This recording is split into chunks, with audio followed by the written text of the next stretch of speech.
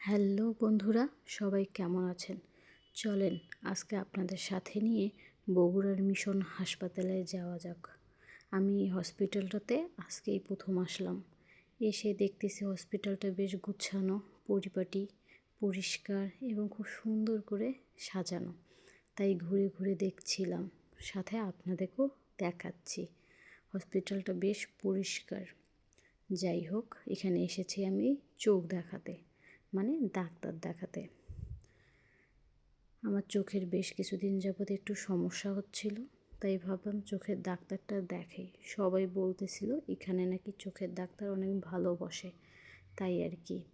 এখানে একটা সুন্দর বাগানও করা আছে, আমি দাঁড়িয়ে দাঁড়িয়ে দেখছিলাম। চলেন এবার ভিতরে যাওয়া যাক। এখানে আমার সিরিয়াল দেওয়াই ছিল, এখন শুধু সেই রুমটা খুঁজে বের করা।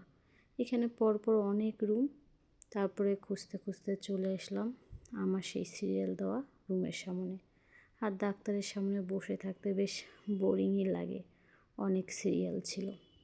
তারপরে চলে গিয়েছিলাম একটা চশমার দোকানে। চোখের ব্যাপার, তাই আর লেট না করেই চশমা সিলেকশন করতে চশমার দোকানে চলে গিয়েছিলাম। সবথেকে কঠিন কাজ এইটা, চশমা সিলেক্ট করা। তারপরে এই চশমাটাকে পছন্দ করে কেনা হলো। আপনারা বলবেন তো চশমাটা কেমন হয়েছে? এরপরে আমি আরও একটা চশমা নিয়েছি, সেটা অনেক সুন্দর।